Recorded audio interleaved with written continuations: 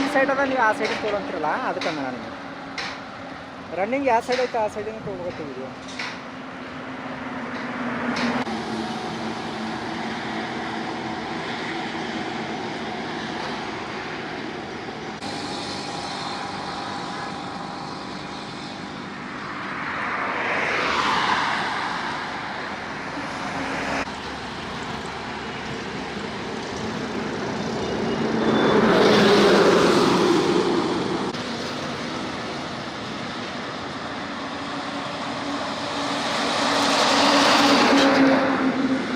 ನಮ್ಮ ಅಣ್ಣವರು ಕೆಲವೊಂದು ಟೈಮ್ನಾಗ ತಹಸೀಲ್ ಆಫೀಸ್ ಬಳಿ ಕೆಲಸ ಮಾಡ್ತಿರು ಮತ್ತು ಸುಟ್ಟಿ ಇದ್ದಿದ್ದಾಗ ಲಾರಿ ಮೇಲೆ ಹೋಗ್ತಿರು.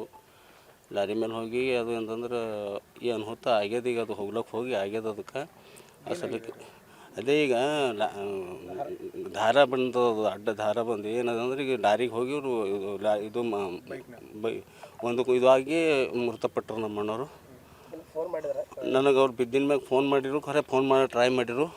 ಬಟ್ ಏನದಂದ್ರೆ ಅವ್ರಿಗೆ ನನಗೆ ಕಾಂಟ್ಯಾಕ್ಟ್ ಮಾಡೋಕ್ಕಾಗಲ್ಲ. ಹೋಗ್ಯದವರು ಅವರು ಇದಕ್ಕೆ ಹುಮ್ನಾಬಾದ್ಗೆ ನಡೆದಿರು. ಸರಿ ಕಾರ್ ಇದ್ರೊಳಗೆ ಆಗ್ಯದ. ಆಗ್ಯದ. ಈಗ ಸಾಕು, ನಾ ಈಟ ಹೇಳಕ್ಕೆ ಇದು ಮಾಡ್ತೇನೆ, ಸಾಕು. ನನ್ನ ಹೆಸರು ಅನಿಲ್ ಕುಮಾರ್ ಅದ ರೀ. ಮೊಟ್ಟ ಮೊದಲಾಗಿದೆ ಇದು ಘಟನೆ ನಡಬಾರ್ದಿತ್ತು, ನಡೆದದ. ಆ ಕುಟುಂಬಕ್ಕೆ ಮತ್ತು ನಮ್ದು ಭಾಳ ಹತ್ತಿರ ಇದ್ರು ಅವ್ರ ನಮ್ಮ ಅಣ್ಣವರು. ಭಾಳ ದುಃಖ ಆಲತ್ತದ. ತಾವು ವಿಡಿಯೋ ನೋಡಿರ್ಬೋದು. ಆ ಕುತ್ತಿಗೆ ಕಟ್ಟಾಗಿಂತ ಮನುಷ್ಯ ಜೀವ ಉಳಿಸ್ಕೊಳಕ್ಕೆ ಮೊಬೈಲ್ ತೆಗೆದು ಪ್ರಯತ್ನ ಮಾಡ್ತಾರೆ ಸರ್. ಇದು ಮನುಷ್ಯನ ಕುಲಕ್ಕೆ ಒಂದು ನೋವು ಉಂಟು ಮಾಡಿದ ಸಂಗತಿ. ಗೊತ್ತು ಇದು ಆಗಬಾರ್ದು, ಮುಂದೆ ಯಾರಿಗೂ ಭೀ ಆಗಬಾರ್ದು. ಮತ್ತು ವಿಶೇಷವಾಗಿ ಒಂದು 3-4 ದಿವಸದಿಂದ ತುಡುಪ ತಾಲೂಕಾ ಆಡಳಿತ ಅಂಚಳ ಸರರು ಅವರೇನು ನೆಪಕ್ಕಾಗಿ ಮೀಟಿಂಗ್ ಕರೆದು ಹೇಳಿದ್ರು ಅಂತ ನಮಗೆ ಗೊತ್ತಿಲ್ಲ. ಎಲ್ಲ ಅಂಗಡಿಯವರಿಗೆ ಕರೆದು ಇದು ಮಾಂಜಾ ಒಂದು ದಾರ ಅದ, ಅದು ನೀವು ಮಾರಾಟ ಮಾಡೋದಿಲ್ಲ ಅಂತ ಹೇಳಿದರು. ಆದರೂ ಮತ್ತು ಅದು ಮಾರ್ಕೆಟ್ದಾಗ ಬಂತು. ಅದು ಮತ್ತು ಹಾರಿದ್ರು. ದಿನ ಎದ್ದು ಅವರು ಕೆಲಸ ಮಾಡ್ಕೊ ಬದುಕ ಜನ ಸರ್. ಅವರು ಒಂದು ದಿವಸ ಯಾವ ಕೆಲಸ ಇಲ್ಲ ಟೈಮಿಗೆ ತಹಸೀಲ್ ಆಫೀಸ್ ಎದುರು ಕೊಡ್ತಿದ್ರು. ಮತ್ತು ಕೆಲಸ ಇಲ್ಲ ಟೈಮಿಗೆ ಅವ್ರದ್ದು ಗೊತ್ತಿರೋ ಲಾರಿ ಮೇಲೆ ಕಿನ್ನರಿ ಅಂತ ಕೆಲಸ ಮಾಡ್ತಿದ್ರು ಸರ್. ಒಂದು ದಿವಸ ಅಂದ್ರೆ ಒಂದು ದಿನ ಕೆಲಸ ಮಾಡಲಿಲ್ಲ ಅಂದ್ರೆ ಜೀವನ ನಡೆಯಲ್ಲ. ಅಂಥ ವ್ಯಕ್ತಿಗಳು ಇವತ್ತೇನಾದ್ರೆ ಇದಕ್ಕೆ ಮಾಂಜಾ ಒಂದು ದಾರಕ್ಕೆ ಬಲಿಯಾಗಿದ್ದಾರೆ. ಅಂದ್ರೆ ಇದು ನಿಷೇಧವಾದ್ರೂ ಭೀ ಇದು ಹೆಂಗೆ ಬಂತು, ಯಾರು ಮಾರಾಟ ಮಾಡಿದವರು, ಇದು ತನಿಖೆಯಾಗಿ ಅದು ತಂದು ಮಾರಾಟ ಮಾಡಿದವ್ರಿಗೆ ಭೀ ಶಿಕ್ಷೆ ಆಗಬೇಕು. ಮತ್ತು ಅದು ಹಾರಿದವ್ರಿಗೆ ಭೀ ಶಿಕ್ಷೆ ಆಗಬೇಕು. ಮತ್ತು ನಮ್ದೇನು ಬೇಡಿಕೆ ಏನದಂತಂದ್ರೆ ಈ ಮೃತ ಕುಟುಂಬಕ್ಕೆ ಮಕ್ಕಳದಾರ, ಹೆಂಡತಿ ಅದಾಳ, ಮತ್ತು ಮಗಳಿಗೆ ವಿದ್ಯಾಭ್ಯಾಸ ಅವ್ರು BMS ಅಂತೇಳಿ ದೂರ ಜಿಲ್ಲೆದಾಗ ಓದಿಸ್ಲತ್ತಾರ ಸರ್. ಈಗ ಅದು ಕುಟುಂಬ ಏನಾಗೈತೆ ಭಾಳ ಸಂಕಷ್ಟದಾಗದ. ಜಿಲ್ಲಾ ಆಡಳಿತ ಮತ್ತು ತಾಲೂಕಾ ಆಡಳಿತ ಅವ್ರ ನೆರವಿಗೆ ಬರಬೇಕು ಅಂತೇಳಿ ನಮ್ಮದು ಬೇಡಿಕೆ ಅದ ಸರ್. ಒಂದು ಹುಮ್ನಾಬಾದ್ ಯಾವುದೋ ಮುರಾರ್ಜಿ ಸ್ಕೂಲ್ನಾಗ ಅವ್ರ ಮಗಳು ಓದ್ತಾಳೆ ಸರ್. ಮಗಳಿಗೆ ಸಂಕ್ರಾಂತಿ ಹಬ್ಬ ಪ್ರಯುಕ್ತ ರಜೆ ಅದ, ಕರ್ಕೊಂಡು ಬರ್ ಪಪ್ಪ ಅಂತಂದ್ರೆ ಮಗಳು ಫೋನ್ ಮಾಡಿ ಮಗಳು ಮುಖ ನೋಡ್ಲಕ್ಕೆ ಆಗಲ್ವೈತೆ ಸರ್. ತಂದೆ ಭಾಳ ದುಃಖದ ಸಂಗತಿ ಅದ. ಕೂಡಲೇ ಈ ಏನದಂದ ಒತ್ತಾಯ ಏನು ಮಾಡ್ತೇವೆ ಅಂತಂದ್ರೆ ದಯಮಾಡಿ ಜಿಲ್ಲಾ ಆಡಳಿತ ಅವ್ರಿಗೆ ಏನದಂತಂದ್ರೆ ದಲಿತ ಕುಟುಂಬ ಅದ, ಅವ್ರಿಗೆ ಯಾವುದೇ ರೀತಿಯ ಸೋರ್ಸ್ ಆಫ್ ಇನ್ಕಮ್ ಇಲ್ಲ. ಆ ವ್ಯಕ್ತಿ ಹೋದ ತಕ್ಷಣ ಅವ್ರದ್ದು ಹೆಂಡತಿ ನನ್ನ ಪರಿಣಾಮ ಕುಟುಂಬ ಈ ಜೀವನ ಹೆಂಗೆ ಮಾಡ್ಬೇಕಂತೇಳಿ ಕುಸಿದು ಬಿದ್ದಾರೆ ಸರ್. ತಕ್ಷಣವಾಗಿ ಏನದಂದ್ರೆ ಜಿಲ್ಲಾಡಳಿತ ಏನದಂದ್ರೆ ಅವರಿಗೆ 50 ಲಕ್ಷ ರೂಪಾಯಿ ಪರಿಹಾರ ಘೋಷಣೆ ಮಾಡಬೇಕು. ಮತ್ತು ಏನದಂತಂದ್ರೆ ಅವ್ರ ಮಗಳು ವಿದ್ಯಾಭ್ಯಾಸ ಕೂಡ ಸರ್ಕಾರದಿಂದ ಏನದಂದ್ರೆ ಈ ಬೇಕಾದಂಥ ಎಲ್ಲ ಸವಲತ್ತುಗಳು ಕೊಟ್ಟು ವಿದ್ಯಾಭ್ಯಾಸಕ್ಕೆ ನೆರವಾಗಬೇಕು. ಮತ್ತು ಅವ್ರಿಗೆ ಜಮೀನು ಕೊಡಬೇಕು.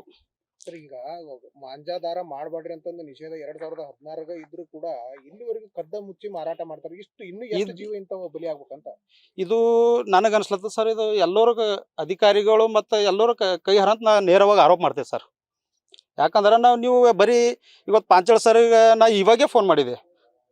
ನೀವೇನು ಬರೀ ಹೆಸರಿಗೆ ಮೀಟಿಂಗ್ ತೊಗೊಂಡ್ರ ನಿಮ್ಮ ಅಧಿಕಾರಿಗಳು ಅಂಗಡಿವರೆಗೆ ಬಿಟ್ಟು ಅದು ನಿಷೇಧ ಮಾಡೋಕ್ಕಾಗಲ್ಲ ಹೋಯ್ತಾ ನಿಮ್ಗೆ? ಅದು ಜೀವ ವಾಪಸ್ ಕೊಡಕ್ಕೆ ಬರ್ತದೆ ಇವರಿಗೆ. ನಿಮ್ಮ ಮೀಟಿಂಗರ್ ಯಾಕೆ ತೊಗೊಂಡ್ರಿ? ನೆಪಕ್ಕಾಗಿ ಮೀಟಿಂಗ್ ತೊಗೊಂಡು ಇವತ್ತು ಅಮಾಯಕರ ಜೀವ ವಾಪಸ್ ಬರ್ತದ? ಆ ಮಗಳಿಗೆ ಮುಖ ತೋರ್ಸ್ಲಿಕ್ಕಾಗಿಲ್ಲ ತಂದೆಗೆ. ಅಂಥ ನೋವಲ್ಲಿ ನಾವು ಸುದ್ದಿ ನಮ್ಗೆ ಮುಟ್ಟಿದ ತಕ್ಷಣ ನಮ್ಗೆ ನೋವಕ್ಕಿಂತ ಆ ವಿಡಿಯೋ ನೋಡಿದ್ಮೇಲೆ ನಮ್ಗೆ ನೋವು ಜಾಸ್ತಿ ಆಗ್ಯದ ಸರ್. ಅವ ಚಡಪಸ್ಲತ್ತಾನ. ಮತ್ತು ಇದರ ನೇರವಾಗಿ ಈ NH 9 ಸರ್, ರಾಷ್ಟ್ರೀಯ ಹೆದ್ದಾರಿ 65 ವಿನಾವೇಶ ವಿನಾವೇಶ ಗಾಡಿಗಳು ಓಡಾಡ್ಸ್ತಾರೆ. ಅವ್ರೊಂದು ನ್ಯಾಷನಲ್ ಹೈವೇದೊಂದು ವೆಹಿಕಲ್ ಇರ್ತದೆ, ಆಂಬುಲೆನ್ಸು ಮತ್ತು ದೂಸರದು. ಅದು ಸುಮ್ಮನೆ ಬೇರೆ ತೊಂದರೆ ಕೊಡ್ತಾರೆ ಅಂಗಡಿಯವ್ರಿಗೆ. ಇವತ್ತೆಲ್ಲಿ ಹೋಗಿರಪ್ಪ ನೀವು? ಇದು ಅವ್ರನ್ನೂ ಕೂಡ ಇವತ್ತು ಅವರು ಒಂದು ವೇಳೆ ಸರಿ ಸಮಯದಾಗ ಬಂದ್ರೆ ಜೀವ ಉಳಿತಿರ್ಬೋದೇನೋ. ತಾವು ನಿಮಗೆ ವಿಡಿಯೋನ ಶೇರ್ ಮಾಡ್ತೀನಿ. ಅವರು ತಮ್ಮವ್ರಿಗೆ ಫೋನ್ ಮಾಡಕ್ಕೆ ಟ್ರೈ ಮಾಡ್ತಾರೆ ಸರ್. ಮನಸ್ಸು ಇವ ವಿಚಾರ ಅಲ್ಲತ್ತದ. ದಯಮಾಡಿ ಏನದಂದ್ರೆ ಇಂಥ ಘಟನೆ ಆಗಲ್ಲಪ್ಲೆ. ಇಂಥ ದಾರಗಳು ಏನದಂದ್ರೆ ಸರ್ಕಾರ ಏನದಂದ್ರೆ ಕಠಿಣವಾಗಿ ಕ್ರಮ ತಗೊಂಡು ನಿಷೇಧ ಮಾಡಬೇಕು. ಇಲ್ಲದಿದ್ದಲ್ಲಿ ನಾನು ಒಬ್ಬ ಆಲ್ ಇಂಡಿಯಾ ಬಹುಜನ ಸಮಾಜ ಪಾರ್ಟಿ ಜಿಲ್ಲಾ ಪ್ರಧಾನ ಕಾರ್ಯದರ್ಶಿ ಹೇಳ್ತೀನಿ. ನಮ್ಮ ರಾಜ್ಯಾಧ್ಯಕ್ಷರಾದ ಮಾರ್ಸಲ್ ಮುನಿಯಪ್ಪ ಅವ್ರ ನೇತೃತ್ವ ತಂದು ಇದು CM ವರೆಗೂ ನಾವೇನದಂದ್ರೆ ಇದು ಈ ಘಟನೆ ಒಯ್ತೀವಿ. ಇಲ್ಲಿ ಸಂಬಂಧಪಟ್ಟ ಇದಕ್ಕೆ ಯಾರ್ಯಾರು ಬರ್ತಾರಲ್ಲ ಅಧಿಕಾರಿಗಳು ಉಳಿದ್ರಿಂದ ನಾವು CM ಅವ್ರ ವಿರುದ್ಧ ದೂರು ಕೊಡ್ತೀವಿ.